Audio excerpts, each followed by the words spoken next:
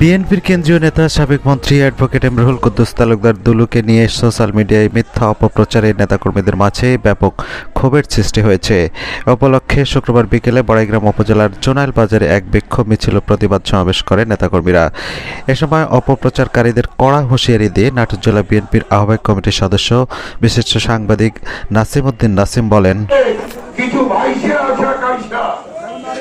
আমাদের আঞ্চলিক ভাষায় বলে ভাইসা আসা কাইসা, তারা আজকে নাটোরের রাজনীতি নষ্ট করতে চায়। তাদের বলে দিতে চাই, ভালো ব্যবহার করলে গোলাপের শুভেচ্ছা দিব, খারাপ ব্যবহার করবেন আর ফেসবুকে উল্টা পাল্টা মিথ্যাচার করবেন, তবে গোলাপের কাঁটাযুক্ত ডাল দিয়ে পিঠের ছাড় তুলে দেওয়া হবে।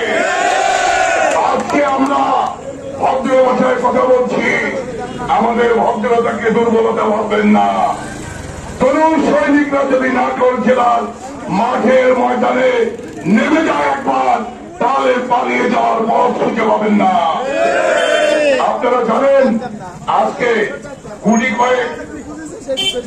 কয়েক হাইব্রিড যারা 17 বছর আমাদের খবর নেয়নি, বিএনপি নেতা কর্মীরা খেয়ে আছেন না খেয়ে আছেন, কোথায় পালিয়ে আছেন, কোন সময় তাদের আমরা পাইনি। হঠাৎ করে 5 আগস্টের পর এই বসন্তের কোকিলদের আগমন ঘটেছে। আওয়ামী লীগ বসন্তের কোকিলদের মেনে নিয়েছে, আমরা মানব না, কারণ আমরা 17 বছর আমরা আওয়ামী জালিয়াতের যুগে বসবাস করেছি। আওয়ামী লীগ আমাদের বাবা মাকে মরে গেলেও মাটি দিতে দেয়নি।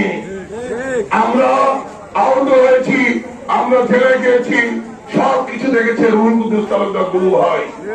আজকে দুলু ভাইয়ের বিরুদ্ধে ষড়যন্ত্র করে, দুলু ভাইয়ের বিরুদ্ধে শুনি বড়াইগ্রাম না গুরুদাসপুরের এক ছাগলচোর রয়েছে, একসময় মুরগি চুরিও করত। বিগত দিনে বাবু ভাই মরে যাওয়ার আগে বাবু ভাই এবং আমাদের বিএনপি নেতা রাজু ভাইকে হত্যার হুমকি দিয়েছিল। সেই সর্বহারা সদস্য দুলু ভাইয়ের বিরুদ্ধে উল্টা পাল্টা লেখে। এর এত বড় কলজা কোথা থেকে হয়? ওই বেটার সাহস থাকলে ওই ঢাকায় চোরের মতো চুরি করে এগুলো পোস্ট না করে তুই নাটোরের মাটিতে এসে বল, দেখি তোর মায়ের বুকের কত জোর আছে।